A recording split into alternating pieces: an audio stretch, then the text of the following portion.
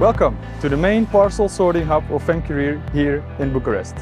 This is where Vanderlande and FAN Courier entered into a partnership agreement in 2016, which continues to the present day.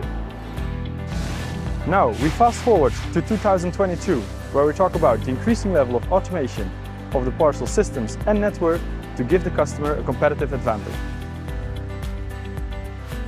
FAN Courier își propune automatizarea principalelor hub-uri de tranzit din rețeaua FAN. În acest sens, împreună cu colaboratorii Vanderlande, am început instalarea primului sistem de sortare CROSSORTER în anul 2016.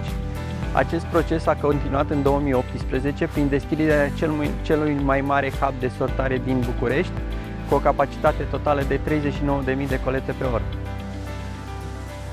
Automatizarea proceselor a dus la atragerea de noi clienți, creșterea cifrei de afaceri și reducerea cheltuielilor operaționale. În acest moment avem în derulare instalarea sistemului de sortare din Brașov cu o capacitate de 7.500 de colete pe oră, iar pentru anul 2023 ne propunem construirea unui nou depozit de tranzit în localitatea Sibiu. Zilnic interacționez cu sistemul, am participat la toate etapele instalării sistemului în Ștefănești, iar atunci când avem o problemă, apelăm cu încredere la inginerii Vanderlande de la Veghel. Părerea mea este că sistemul este unul solid, foarte stabil și după 4 ani funcționează aproape ca și nou.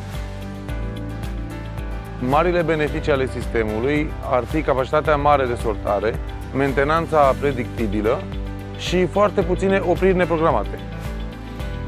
Cel mai bun lucru este că sistemul ne arată întotdeauna unde are o problemă, iar Vanderlande întotdeauna ne-a dat suportul necesar, indiferent de timp și oră.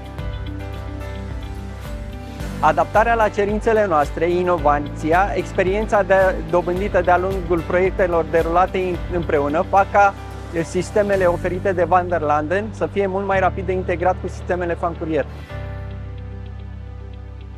FAN Courier își propune extinderea serviciilor la nivel internațional. În 2021 a fost deschis FAN Moldova. În acest moment avem conexiune directă cu hub Ungaria, urmând ca în perioada următoare să ne conectăm cu Slovenia și Bulgaria.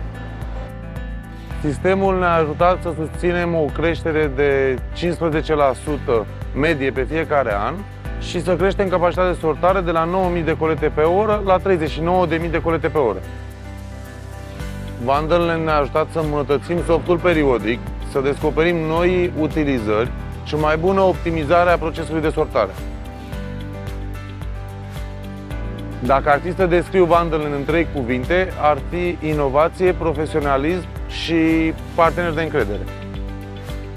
As you've heard, Vanderlande provides a complete package for FAN Courier, which covers everything from the growth strategy to the support of their everyday operational and maintenance activities.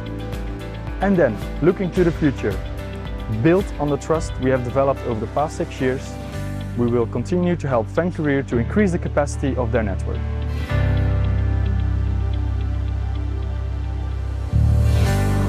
Vanderlande, moving your business forward.